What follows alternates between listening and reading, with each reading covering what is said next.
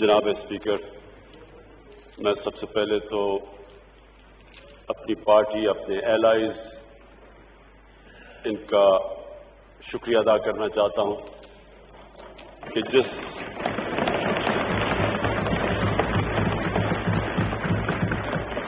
جذبے میں انہوں نے یہ بجٹ پاس کروایا. میں ایلائز کا بھی شکریہ ادا کرنا چاہتا ہوں کہ بڑی اسپیکولیشن تھی کہ کچھ بھی ہو سکتا ہے. بجٹ سے ایک رات پہلے کوئی ٹی وی اگر دیکھ رہا ہوتا تو سمجھتا کہ حکومت کی آخری دن ہے. لیکن میں اپنی خواتین کا خاص طور پہ شکریہ ادا کرنا چاہتا ہوں.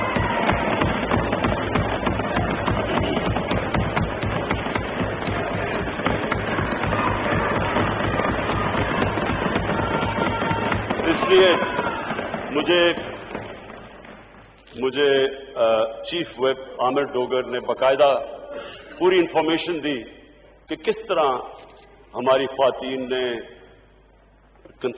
ساری اسمبلی میں انہوں نے گین کتنا کیا، پہلے سال سے زیادہ انہوں نے سیکھا، ان کی جس طرح کی پرفارمنس رہی اسمبلی میں اور جو امپروومنٹس آئیں، تو میں اس لیے ان کو خاص طور پہ خراج تحسین پیش کرتا ہوں. میں اپنی مائنورٹیز ان کا بھی شکریہ ادا کرتا ہوں جس طرح انہوں نے پارٹیسپیٹ کیا ہمارے ساتھ. اسپیکر صاحب، میں سب سے پہلے آج پاکستان کے ہیروز کو اکنالج کرنا چاہتا ہوں. یہ پاکستان کے ہیروز ہیں جن کے میں نام لینے لگا ہوں.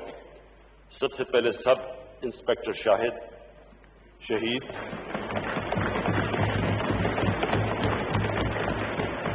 اور اسٹاک ایکسچینج کے 3 سیکیورٹی گارڈز افتخار، خدا یار، حسن علی. اور مجھے افسوس سے کہنا پڑتا ہے کہ حسن علی، ان کی جو بہن کو پتا چلا کہ وہ شہید ہو گئے تو ان کو بھی ہارٹ اٹیک ہوا اور وہ بھی اس دنیا سے نکل گئی. تو میں ان کو آج اس لیے خراج تحسین پیش کرتا ہوں کہ یہ بہت بڑا انہوں نے قربانیاں دے کے ہماری سیکورٹی مقابلہ کر کے ایک بہت بڑا سانیہ جو کہ بڑی پلاننگ سے ہمارا ہمسایہ ملک ہندوستان پاکستان کو ڈی اسٹیبلائز کرنے کے لیے انہوں نے بڑا پلان بنایا ہوا تھا.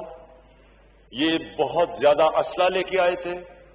ان کا صرف ایک ایم تھا کہ اسٹاک ایکسچینج کے اندر جا کے اور وہاں ان کو ہاسٹیج رکھتے. اور جو ایک دفعہ ممبئی میں بہت بڑی دہشت گردی ہوئی تھی، بالکل اسی طرح کا پلان تھا کہ اسٹاک ایکسچینج میں بھی یہ وہی کرتے، اسی طرح بے قصور لوگوں کو قتل کرتے اور ایک ملک میں ایک فضا بناتے انسٹیبلٹی کی، انسرٹنٹی کی. یہ پلان ہمیں کبھی کوئی شک نہیں کہ یہ ہندوستان سے ہوا ہے.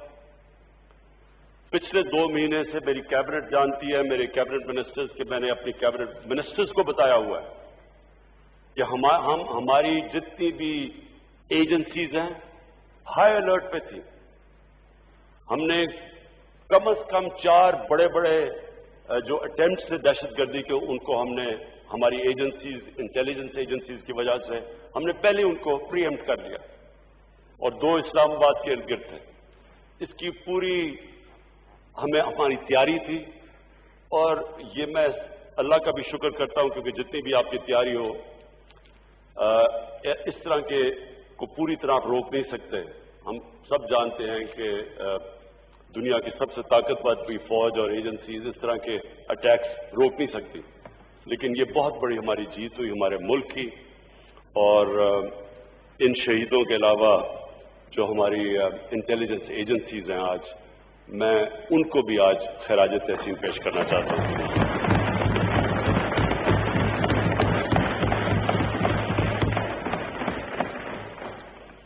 میں اس بجٹ سیشن میں بڑی تقریریں ہوئی، ہر قسم کی اپوزیشن نے بھی تقریریں کی، اس کے اوپر میں بعد میں آؤں گا. اپنی جو میری فائنانس ٹیم تھی، میں جانتا ہوں کہ یہ کتنا مشکل بجٹ تھا. سمپلی میں آپ سب کے سامنے رکھتا ہوں کہ ہمارا ہوا کیا کہ ہم نے 5,000 ارب روپیہ اکٹھا کرنا تھا. وہ ریوائز ہو کے ہمارا تھوڑا سا نیچے آ گیا 4,900 ارب. یہ ہمارا ایف بی آر کا ٹارگٹ تھا اور اس ٹارگٹ پہ ہم جا رہے تھے. 17% کلیکشن ہو رہی تھی جو کہ 4-5 سال میں سب سے زیادہ کلیکشن تھی.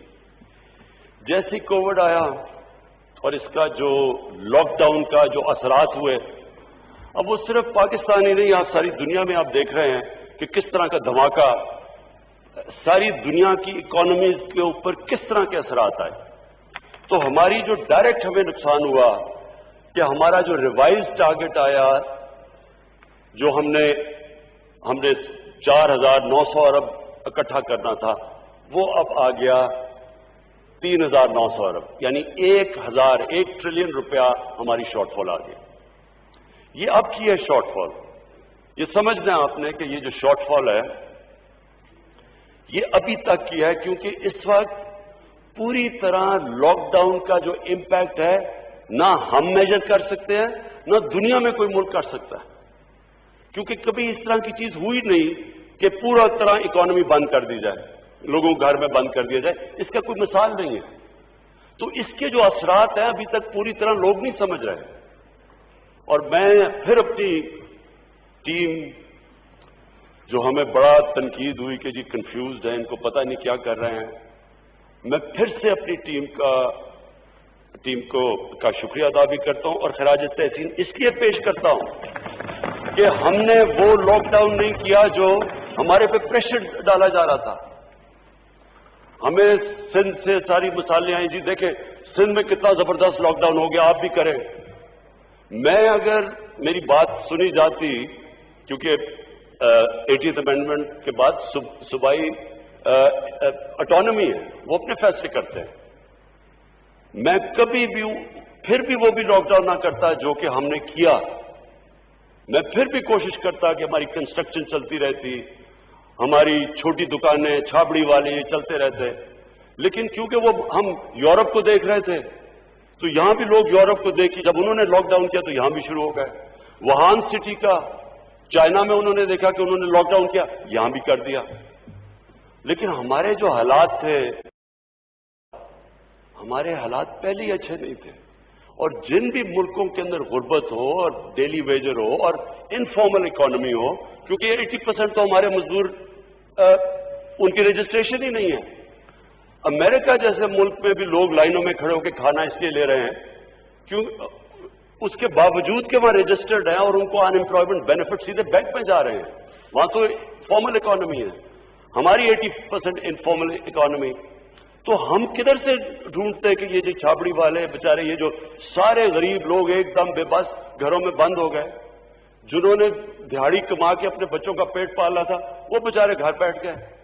اور جب مجھے تنقید ہو رہی تھی کہ جی آپ بھی بند کریں، جس طرح یہ ہندوستان میں ہوا اور یہ جس طرح سندھ میں کیا گیا، تو اسپیکر صاحب لوگوں سے اگر پوچھیں ان دنوں کے اندر یہ غریب بستیوں میں جب جاتے تھے، گاڑی جب جاتی تھی گاڑی کے اوپر حملہ ہو جاتا تھا، لوگ گاڑی کو اٹیک کر دیتے تھے، بھوکے لوگ تھے بیچارے. تو شکر ہے ہم نے یہ پریشر بھی برداشت کیا، فیصلہ بھی کیا کہ ہم نے کنسٹرکشن کھول لیے، اپنی جو ایس او پیز کے ساتھ ہم اکانومی کھولتے رہے. ہم سب سے پہلے تھے اس پہ. آہستہ آہستہ آج جو دنیا مان گئی ہے کہ صرف ایک ہی طریقہ ہے کووڈ کا مقابلہ کرنا، اور وہ ہے اسمارٹ لاک ڈاؤن. آج دنیا یہ ایکسپٹ کر بیٹھی ہے. اور میں پھر سے کہ ہم ماشاءاللہ ہم پہلے تھے. کنفیوژن ہمارے میں نہیں تھی، کنفیوژن انہوں میں تھی جنہوں نے کبھی پاکستان کے غریب علاقوں میں نہیں کوئی گیا.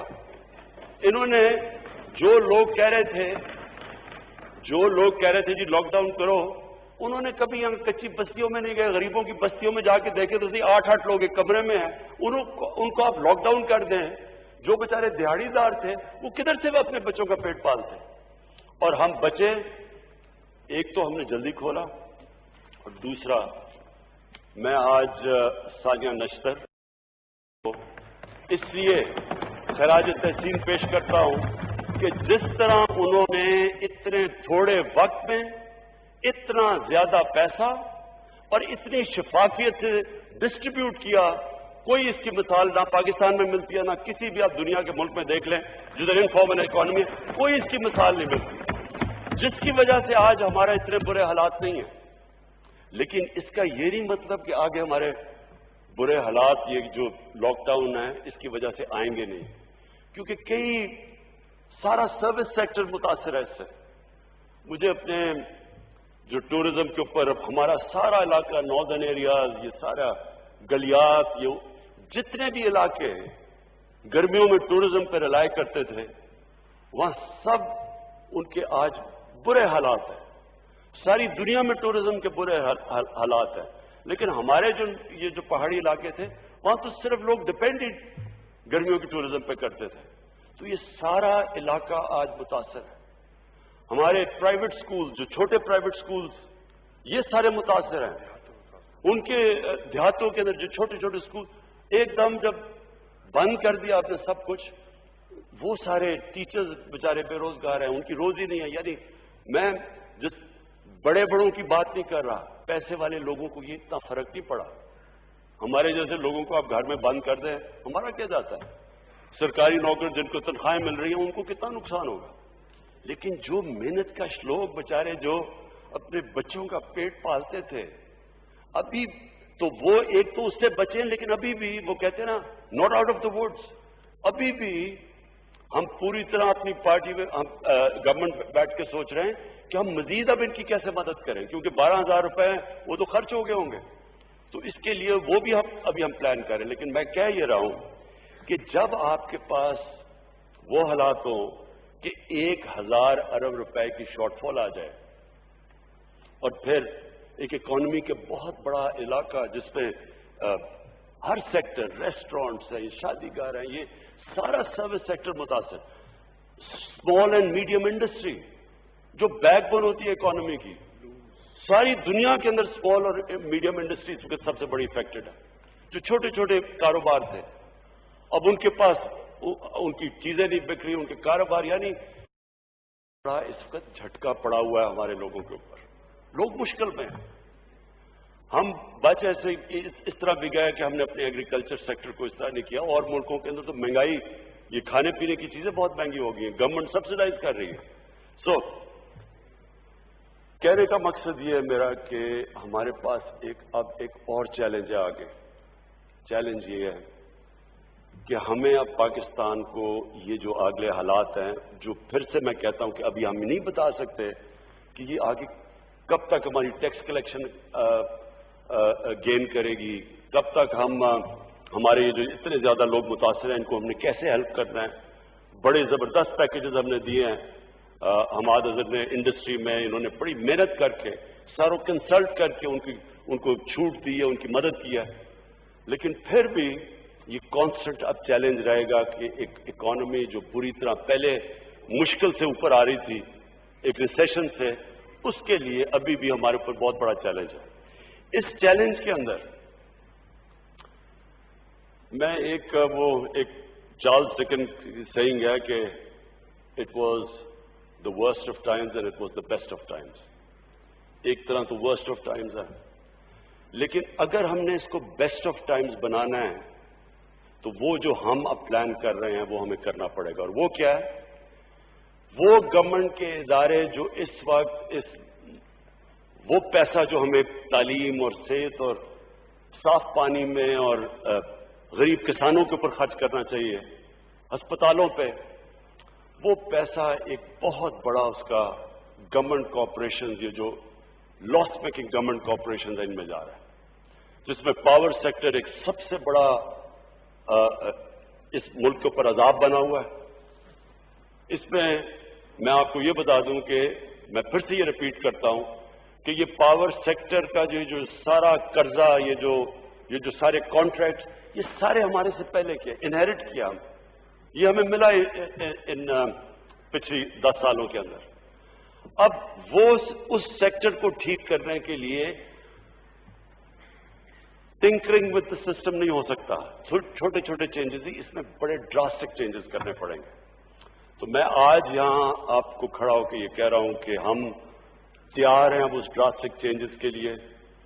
جب بھی آپ چینجز کریں گے کسی سیکٹر کے اندر، جو لوگ ایک کرپٹ نظام سے فائدہ اٹھاتے ہیں، جن کو اسٹیٹس کو کہتا ہے، وہ ریزسٹ کرے گا. لیکن اس گورنمنٹ کی اب وہ ہمارے پاس چوائس نہیں رہ گئی کہ ہم جب بھی ہم چینج کریں گے. مثلا پی آئی اے میں، اب پی آئی اے کے اندر دیکھیں یہ جو ہوا ہے، یہ جو چیزیں سامنے آئی ہیں، یہ وہ ایئر لائن تھی جو دنیا کی، ہماری زندگی میں دنیا کی ٹاپ ایئر لائن تھی. فخر ہوتا تھا پی آئی اے میں جا کے. تو یہ ایسے نہیں پہنچی ادھر، اس کے اندر باقاعدہ مافیاز بیٹھے ہوئے ہیں. پتہ نہیں سرور خان نے آپ کو اپنی تقریر میں بتایا ہے نہیں.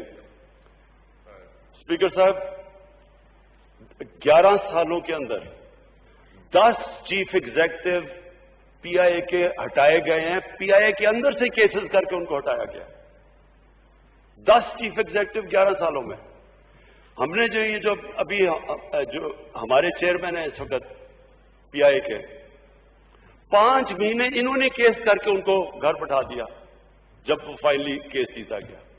یعنی میں سمپلی بات کرتا ہوں، کون سا دنیا کا ادارہ چل سکتا ہے جدھر 11 سالوں میں 10 ان کے ہیڈز بدل جائیں؟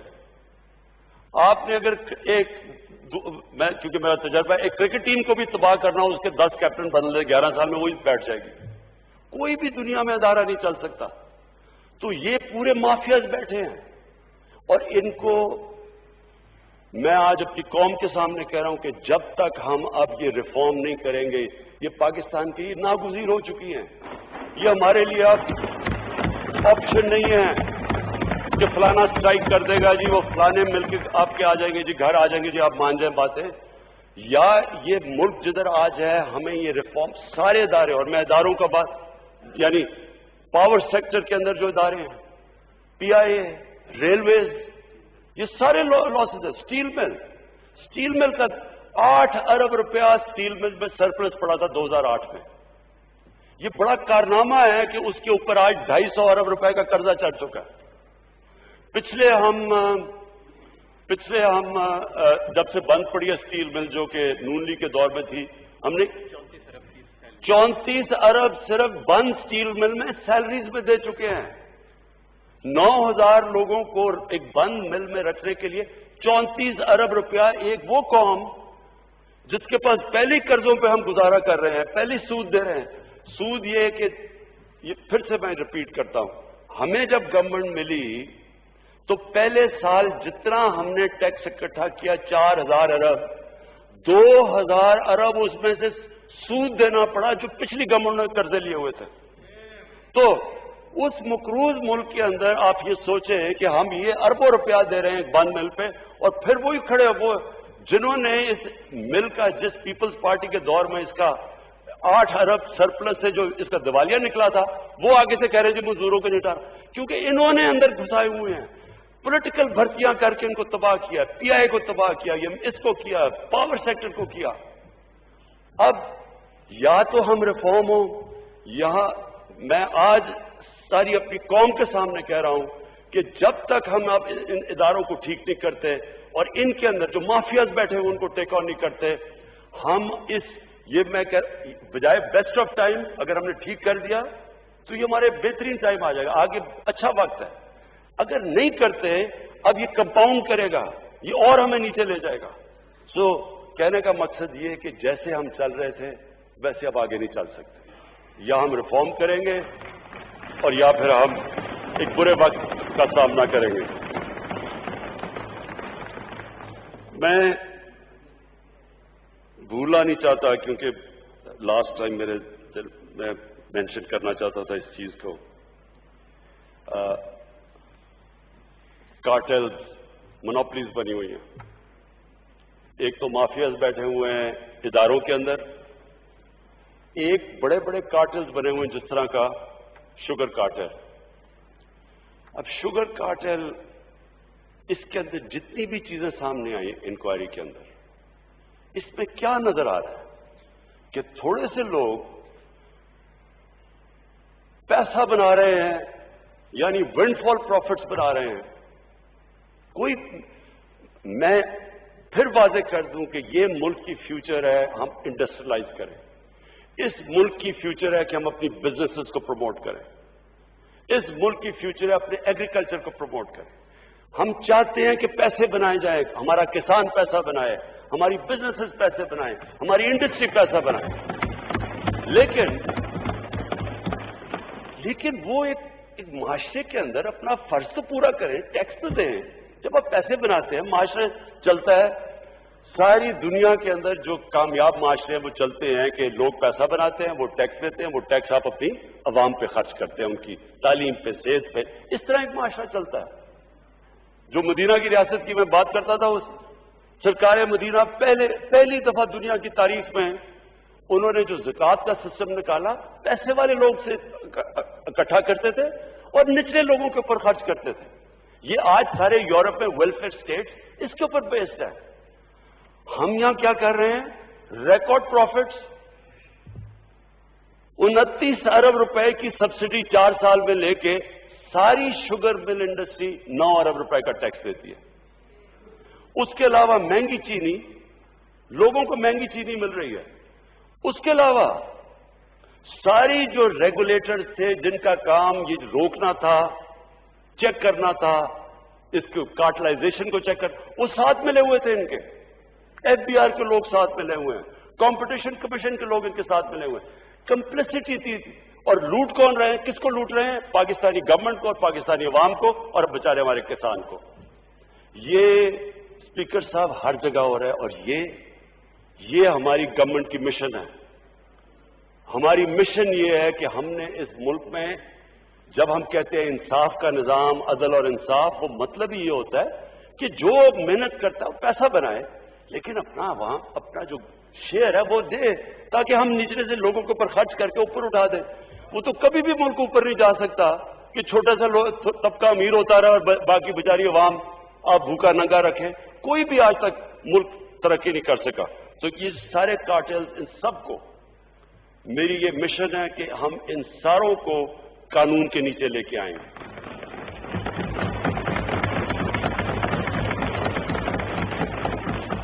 یہ سارے جتنے بھی بڑے بڑی مونوپلیز، کارٹلز، مافیاز، یہ کبھی بھی نہیں چل سکتے تھے جب تک ان کو گورنمنٹس ان کو پیٹرنائز نہ کرتی، حکومتیں ان کو پیٹرنائز کرتی تھی. یہ جو شوگر مل مافیا، یہ جو ساری شوگر مافیا ہے، کون اس میں بیٹھے ہوئے اوپر؟ میں بھی سوچوں کہ آصف زرداری کی بھی شوگر ملز ہیں، نواز شریف کی بھی شوگر مل ہے. بھئی آپ کی شوگر ملز ہیں کیوں؟ جب آپ غور سے جب پتا چلتا ہے تو کیوں شوگر مل ہے؟ بلیک کا پیسہ وائٹ کرنے کے لیے شوگر ملز بنی ہوئی. تو یہ ایک جگہ نہیں ہے اسپیکر صاحب، یہ ہر جگہ ہے. ہم آہستہ آہستہ پہنچ رہے ہیں. ہم نے یہ جو انکوائریز کی ہیں، یہ ہم ہر جگہ انکوائریز کریں گے. ہم نے ہر جگہ یہ جو لوگ اس ملک کو ایکسپلائٹ کرتے ہیں ان کے پیچھے جائیں گے. اور جو میں اپنی قوم سے میں جو وعدہ کر کے آیا تھا، میری قوم سے یہ وعدہ تھا کہ ہم نے اپنے جو ہماری ویژن ہے وہ مدینہ کی ریاست ہے. میں ایکسپلین کرتا ہوں.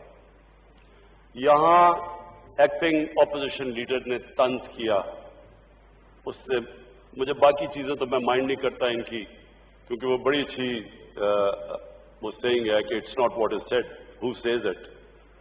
کیا کون بات کر رہا ہے؟ تو جو یہ لوگ ہیں ان کی تو مجھے باتوں کا اس لیے فرق نہیں پڑتا، کیونکہ مجھے تو ان کا سارا اگلا پچھلا پتا ہے. لیکن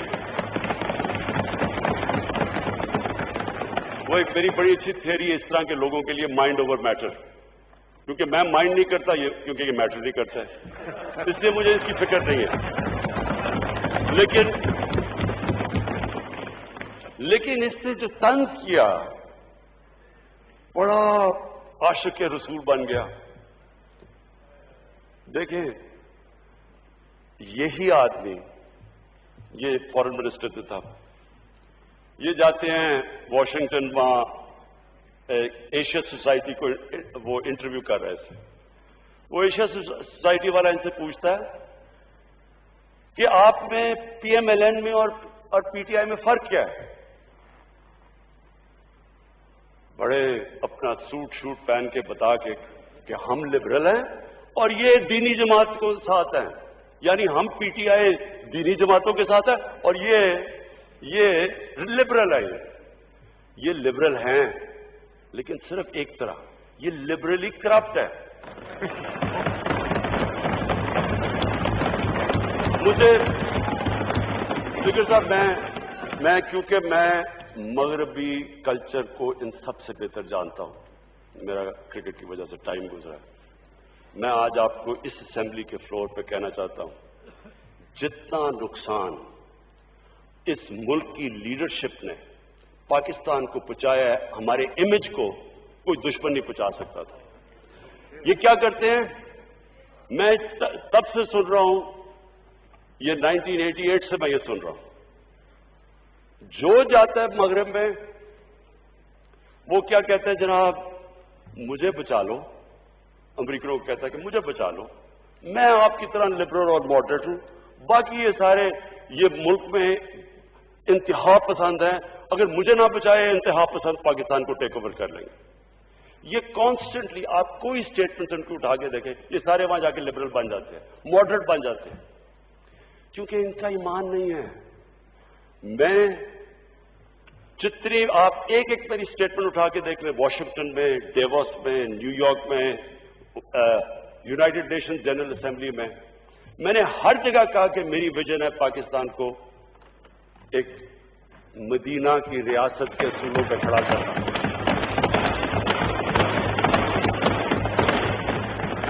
میں نے اسپیکر صاحب جنرل اسمبلی کے اندر باقاعدہ میرے خیال میں پہلی دفعہ کسی نے وہاں یہ بتایا کہ مدینہ کی ریاست کیا تھی، کیسے اس نے خواتین کو، عورتوں کو رائٹس دیے، غلاموں کو آزاد کیا،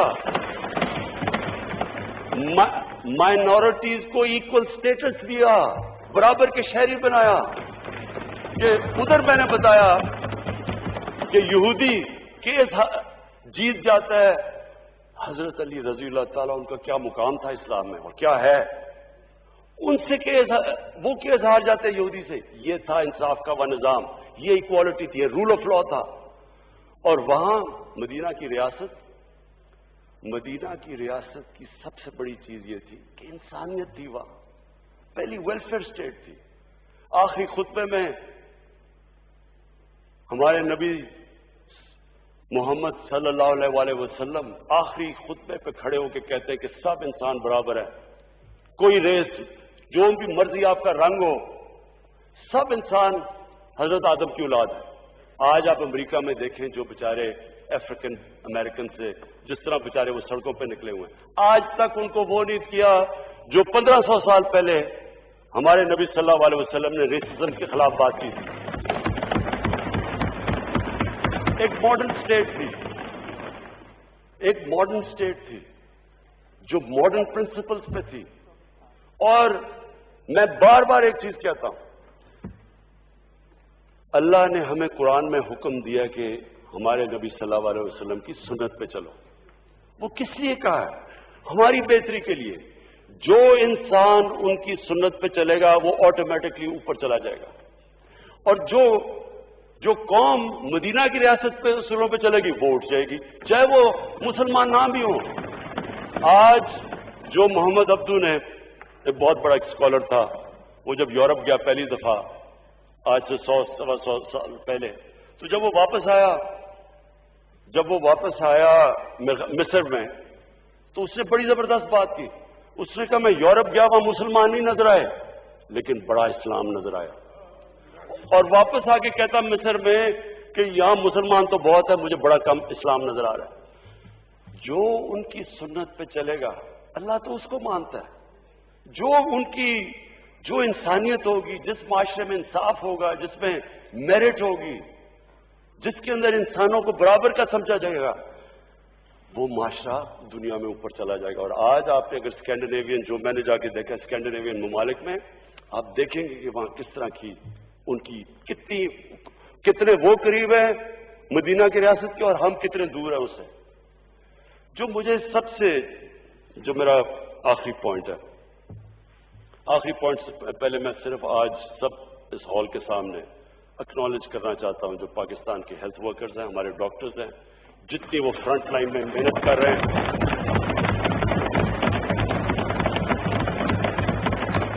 مجھے پتہ ہے وہ کس پریشر میں کام کر رہے ہیں، مجھے یہ پورا احساس ہے. ہم تو انشاءاللہ ہماری گورنمنٹ کا پوری طرح ہم جو کر سکتے ہیں ان کے لیے بیکنگ کریں گے، لیکن ان کو اصل میں تو ان کو ریوارڈ اللہ دے گا، کیونکہ یہ جہاد ہے، یہ اصل جہاد ہے جو وہ آج پاکستان کے ہاسپٹل میں کر رہے ہیں. میرا آخری پوائنٹ اسپیکر صاحب وہ یہ کہ دیکھیں، جو مدینہ کی ریاست میں ہمارے نبی صلی اللہ علیہ وسلم نے کیا، انہوں نے لوگوں کی اخلاقیات اٹھا دی. انہوں نے لوگوں کا جو مورل سٹینڈرڈز تھے وہ اٹھا کے اوپر لے گئے. وہی قوم تھی وہ بدل گئی. انہوں نے اپنی مثال سے لوگوں کو چینج کر دیا. قرآن کی آیت ہے کہ میں کبھی کسی قوم کی حالت نہیں بدلتا جب تک وہ قوم خود اپنی حالت بدلنے کی کوشش نہ کرے. انہوں نے جو ان کا کیریکٹر تھا اس سے اپنی مثال سے قوم کو بدلا. جو وہ قوم بنی، انڈونیشیا اور ملیشیا کے اندر کوئی مسلمان فوج نہیں گئی، صرف مسلمان تاجر گئے، کئی صوفی حضرات گئے. ان کے کیریکٹر کو دیکھ کے لوگ مسلمان ہو گئے. ان کے کیریکٹر ایسے تھے کہ وہ ناپ تول میں کوئی خیانت نہیں کرتے تھے، وہ کوئی کسی قسم کا دھوکہ نہیں دیتے تھے. وہ کیریکٹر ایسا تھا کہ لوگ متاثر ہو کے اسلام قبول کیا. پاکستان میں جو سب سے زیادہ ظلم کیا ہے یہ 30 سال کی پالیٹکس میں، انہوں نے ہماری موریلٹی ختم کر دی، انہوں نے ہماری اخلاقیات ختم کر دی. اور میں اس آدمی کی اب بات کرتا ہوں جو یہاں اپنے آپ کو ڈیموکریٹ کہتا ہے. یہاں نواز شریف تقریر کر رہا تھا، یہ ادھر بیٹھا ہوا تھا. نواز شریف اپنی تقریر میں کہتا ہے یہ ہیں وہ دستاویزات جو بتائیں گے کہ لندن کے فلیٹس کدھر سے خریدے گئے. پینما میں پکڑے گئے، ان کے نام آ گیا ان کا، اس سے پہلے تو مانتے نہیں تھے. اب انہوں نے بتانا تھا کہ پیسہ آیا کدھر سے. یہاں اسمبلی میں یہ ہیں وہ دستاویزات. اس کی بدقسمتی نواز شریف کی، اس کو کیا پتا تھا کہ اس نے سپریم کورٹ پہ چلے جانا ہے. اور وہ میں اپنی پارٹی کو خاص داد دیتا ہوں کہ ہماری موومنٹ کی وجہ سے وہ سپریم کورٹ پہنچے. اب جب سپریم کورٹ پہنچ گئے تو پتا چلا کہ یہ دستاویز تو فیک تھے، یہ تو جعلی تھے، اور سپریم کورٹ میں پکڑے جانا تھا. تو سپریم کورٹ میں ایک اور جعلی چیز آ گئی، قطری خط آ گیا. جو آدمی اس طرح جھوٹ بولے، ملک کا سربراہ وہ جھوٹ بولے، اور یہ صاحب یہاں بیٹھ کے کہتے ہیں میاں صاحب فکر نہ کریں، لوگ پینما کو بھول جائیں گے تھوڑی دیر کے بعد. یعنی قوم کا پیسہ چوری کر کے ملک کا سربراہ باہر لے کے جا رہا ہے. جو پیسہ غریبوں کا جو اسکولوں پہ ہسپتالوں پہ خرچ ہونا ہے وہ ملک کا پرائم منسٹر چوری کر کے باہر لے کے جا رہا ہے.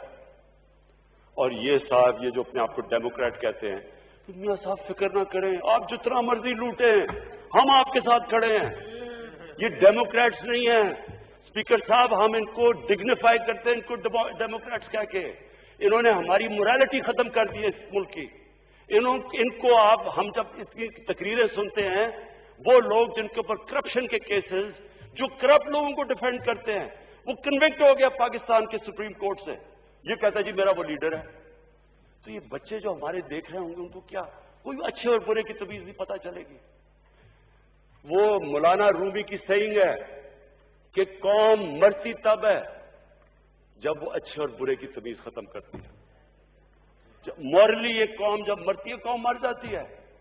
وہ تماشے دیکھیں، کسی کے وہ فیک اکاؤنٹس ہے، بیان علی کا اور ادھر بلاول کے صاحب کا ایک ہی فیک اکاؤنٹ سے پیسے میں جوابتا ہی نہیں ہوں. وہ نیب میں بلاؤ میں جاتا ہی نہیں ہوں. یا اور دیکھیں، ایک 22 کروڑ کا ملک کا پرائم منسٹر ایک نوکری کر رہا ہے کسی دبئی کی کمپنی کے لیے. یہ کبھی جمہوریت میں تو خیر یہ تصور ہے ہی نہیں، کسی بنانا ریپبلک میں بھی مجھے اس کی مثال دے دیں.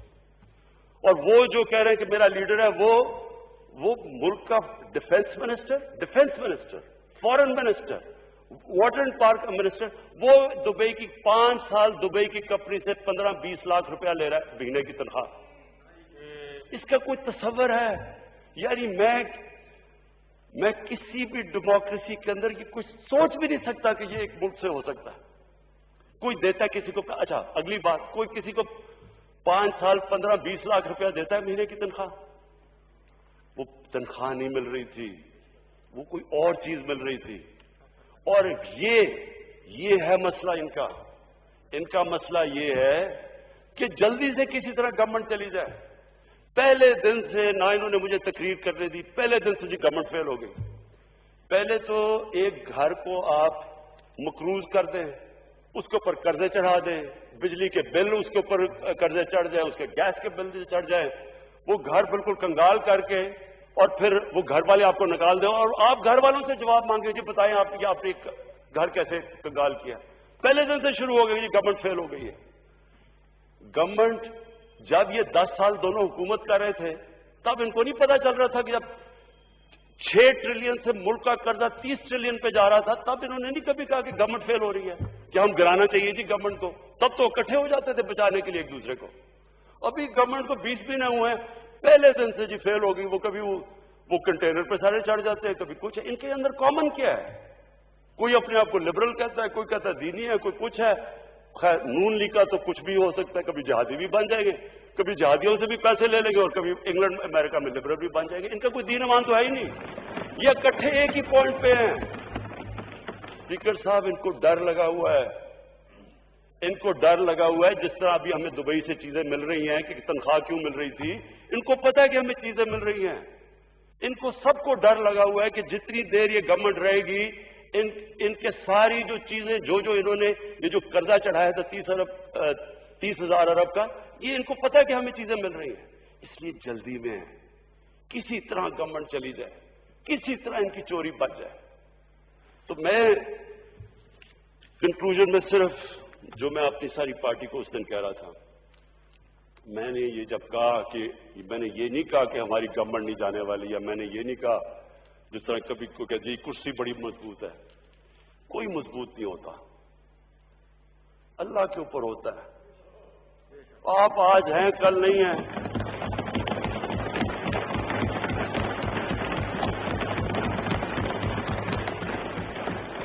स्पीकर साहब, मैं अपने घर में रहता हूं, सारे अपने खर्चे बर्दाश्त करता हूं सिवाय ट्रैवल के और सिक्योरिटी के जो कि मैं नहीं कर सकता। उसके अलावा सारे मेरे खर्चे सब कुछ मैं इसलिए करता हूं कि मुझे कभी फिक्र ना हो अपनी कुर्सी छोड़ने की।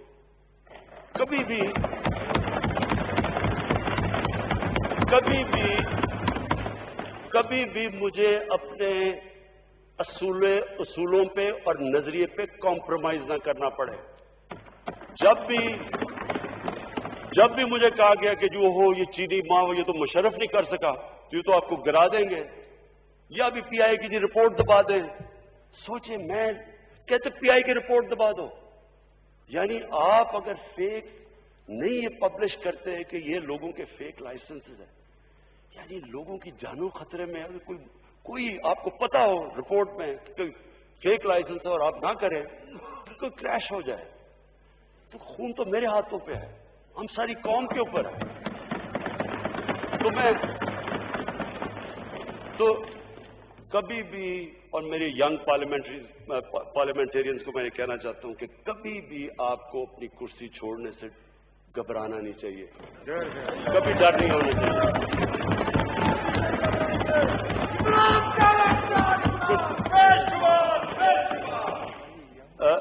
कुर्सी आने जाने की चीज है, लेकिन जो आपको कभी छोड़ना नहीं चाहिए वो है आपका नजरिया।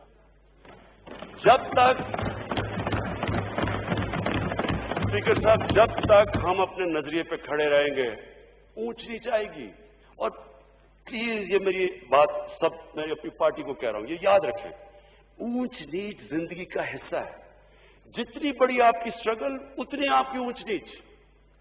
कोई आज तक दुनिया में किसी ने बड़ा काम नहीं किया जो ऊपर जाके नीचे नहीं गिरा, फिर खड़ा हुआ, फिर नीचे नहीं गिरा। यानी स्ट्रगल के बगैर आज तक किसी ने दुनिया में कोई काम नहीं किया।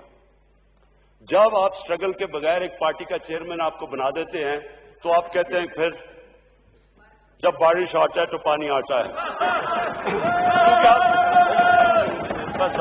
یعنی آپ نے کبھی سٹرگل ہی نہیں کی.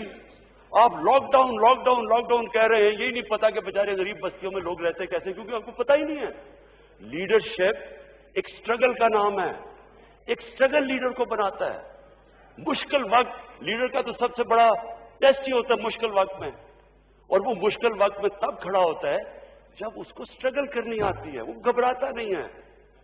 تو یہ جو ہمارا ملک جدھر آج کھڑا ہے, اسپیکر صاحب, یہ میں آج آپ سب کے سامنے کہوں کہ پھر سے میں ریپیٹ کرتا ہوں, کئی طرح یہ ہماری تاریخ کا سب سے مشکل وقت ہے, اور کئی طرح انشاءاللہ یہ اگر ہم یہ جو ریفارمز میں نے آپ کو کہہ دی, جو ہمارا پورا پروگرام بن گیا ہے کنسٹرکشن انڈسٹری کے اوپر, میں خود سارا میں پورا میرے آفس سے ساری کنسٹرکشن انڈسٹری کو ہم اس لیے چلا رہے ہیں, جو میں خود مانیٹر کر رہا ہوں, کہ اسی سے ہمارے لوگوں کو نوکریاں ملیں گی. جب تک ہمارا ایک ینگ پاپولیشن ہے ان کو ہم نے نوکریاں دینی ہے, وہ کنسٹرکشن سے ملے گی. ایگریکلچر کو پوری ہم مدد کر رہے ہیں. اور پھر تیسری انڈسٹری اور خاص طور پہ اسمال اور میڈیم, ان کی پوری کوشش کریں گے ان کو چلانے کے لیے. لیکن یہ ہمیں سمجھ آنا چاہیے کہ یہ جو اللہ نے ہمیں ملک دیا ہے, جو اللہ نے تحفہ دیا پاکستان کا, یہ تحفہ ہے. میں جتنا یہ 22 مہینے میں دیکھا ہے, اللہ نے اتنی نعمتیں ہمیں بخشی ہیں. ہماری کوتاہی ہے کہ ہم نے جو اللہ کی نعمتوں کی قدر نہیں کی. جو چیز آپ جگہ اٹھائیں آپ دیکھیں کہ پاکستان کو اللہ نے وہ بخشی ہوئی. میں نے ساری دنیا دیکھی ہے. سوئٹزرلینڈ چلے جائیں, کہتے جی نیوزی لینڈ $50,000, سنگاپور چلے جائیں, کیسے وہ کوئی ملک مقابلہ کر سکتا ہے اس ملک کا جس کو اللہ نے کیا آپ نام لے اور اللہ نے پاکستان کو دیا ہوا ہے. اور سب سے بڑا جو ہمارا اسٹریٹجک لوکیشن اب ہے, ہمارا جو لوکیشن ہے, اور پھر چائنا کے ساتھ جو ہمارے تعلقات ہیں, میں آج آپ سب کے سامنے کہہ رہا ہوں کہ جو ہمارا اس وقت اسٹریٹجک ریلیشن چائنا کے ساتھ ہے, یہ انشاءاللہ ہم نے اپنی یہ ریفارمز کر دیں, اپنا ہاؤسنگ آرڈر کر دیا, انشاءاللہ یہ وہ ملک بنے گا. میں آج پیشن گوئی آپ کے کر رہا ہوں, یہ مشکل وقت ہے, اس سے نکل کے یہ وہ ملک بنے گا, یہ پھر مثال بن جائے گا ساری ڈیولپنگ ورلڈ کے لیے, جو 1960s میں ہم ایک وقت پہ مثال بنے ہوئے تھے.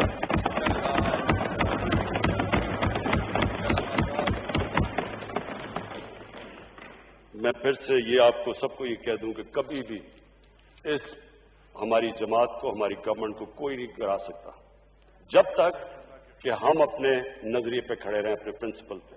ہم تب نیچے جائیں گے جب یہ جو کہتے ہیں نا, یہ سارا شور مچا ہوا کہ کسی طرح بس 6-7 لوگوں کو عمران خان کہہ کہ جی فکر نہ کرو میں NRO آپ کو دے دیا. جنرل مشرف کی اس گورنمنٹ اتنی بری نہیں تھی, لیکن جو اس نے NRO دیا اس نے اس ملک کو ادھر کھڑا کیا. اللہ آپ دیکھ لیں, NRO سے پہلے پاکستان کی اکانومی دیکھ لیں, سب کچھ دیکھ لیں, قرضے دیکھ لیں. وہ جو 2 NRO دیے انہوں نے, اس کے بعد جو 10 سال میں ملک لوٹا گیا, وہ یہی چاہ رہے ہیں میرے سے کہ کسی طرح عمران کے اوپر پریشر ڈلوا کے, کسی طرح -1 کروا کے یہ بچ جائیں گے. انہیں نہیں پتا کہ یہ -1 ہو بھی گیا تو باقی بھی کوئی ان کو نہیں چھوڑے گا انشاءاللہ.